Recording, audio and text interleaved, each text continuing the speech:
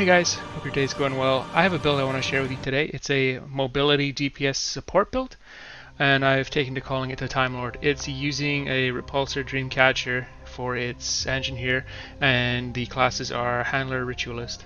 For the Handler, you can either use Support or Attack Dog. The movement speed with Attack Dog is 165%, and that will be higher with the Support Dog. I find 165% is enough, so I prefer to go for the damage.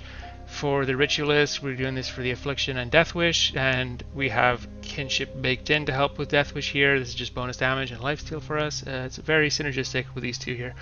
For the armor, I would suggest actually copying what I have here. This has very high lightning resistance, and since we're half health, our damage reduction to elemental is a little bit bad. This helps with that. That's 4 points. And then as a navigator's tech and labyrinth looks kind of cool. You can use the technician helmet if you want instead. I think navigators looks cooler. It's up to you. If you change it, just aim for higher lightning resistance. I believe all in all this is 69% DR. For the relic, we are using a broken heart since we're half health. This is going to have no drawbacks. It's going to be 2 health per second, unaffected by bleed or any other health reduction. And when you use it, it's going to give you full health, and it's 50% faster to use. It's really good, really strong for this. We're using health because this scales well with what we're doing, and then melee speed and damage to help us proc Dreamcatcher's mod. The amulet, we are half health, so we're using Death Embrace. That's going to be 25 all damage and haste, very good. Restriction and hardened coil, this is going to be 30 flat DR, and it's capping us at 50 so we don't break our Death's Embrace. Ring of Crisis, how this works is it gives us a 25% HP shield, but that's going to be our full health, so it's quite powerful for a half health build, and that happens whenever you go below 25, which is quite often as well, because again we're half health, and it doesn't have an internal cooldown, so it's very powerful for what we're doing. And then the last one here is going to be Rock of Anguish, probably a bit unknown to some people.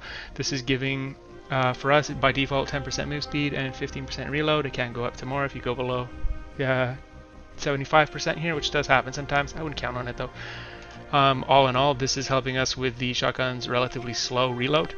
And since Handler's perk, the movement speed one, that our movement speed gets shared with everybody, so we are stacking movement speed to help move the team around.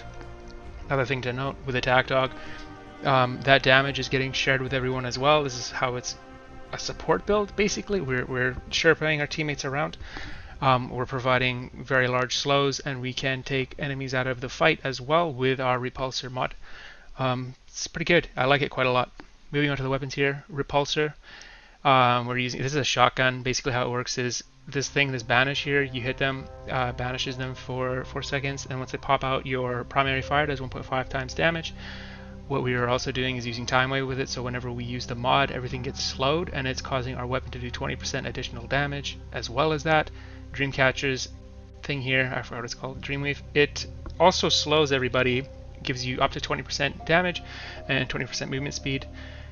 Quite good, synergizes very well with this shotgun. It will do quite a lot of damage. By the way, you don't have to hit them with banish if you want to just proc the AoE slow from time wave. Sometimes you may want to do that just to get it rolling.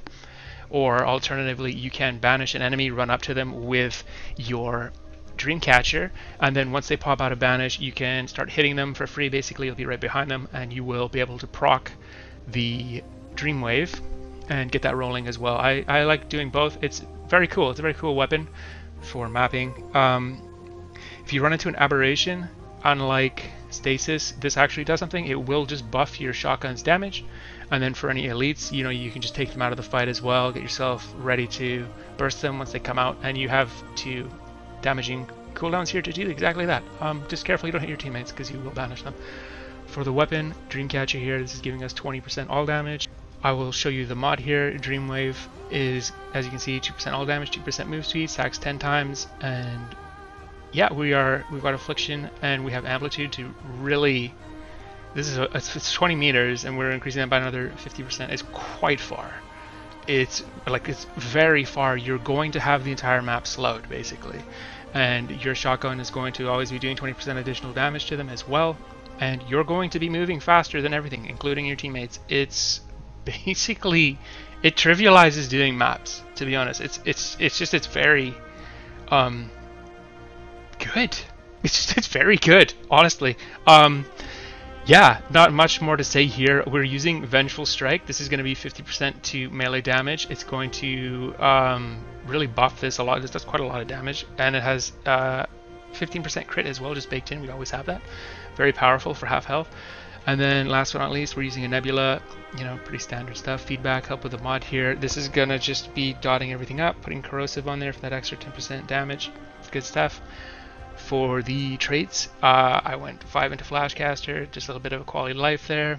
Fortify, Gifted, this is great, because we have 2 duration skills here. I went 10 into Gifted. Kinship's baked in, but both Kinship and Infliction are good here. Strong back, put it to 4 for the armor. If you are using something else, you may want to change that. 10 for swiftness, because we are a mobility support build, of course. 10 to vigor. This is default here. I put this up to 5 for expertise. It'd be nice to be higher, but you know, I just put it to 10. It's alright. Amplitude, definitely get this one. Does very well with the Dreamwave. I highly suggest getting this to 10. Barkskin, that's helping with our DR. We are half health. I wanted only 5 until each because we're mapping. We're not really trying to face tank bosses or anything here. This is enough. And then 10 into Siphoner. Again, we have 69 DR, 165% move speed, and then if you use the support toggle, that gets you pretty close to the cap of 200. Not quite, but you'll be close. Let's take a look at the health here for you guys. We're a bit squishy, it is what it is, but we're mapping. With the shield up, we're looking at about 400 effective HP, and if we get killed, our dog can revive us. You can also revive other people with your dog too. And that's about it.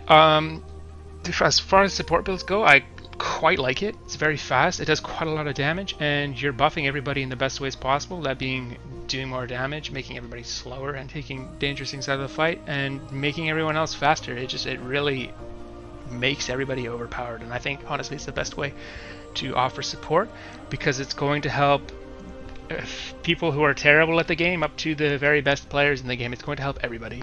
Yeah, I can't suggest it enough. Just don't take it out to fight bosses, because it can't do that. It's just, that is what it is. It's not going to perform well there.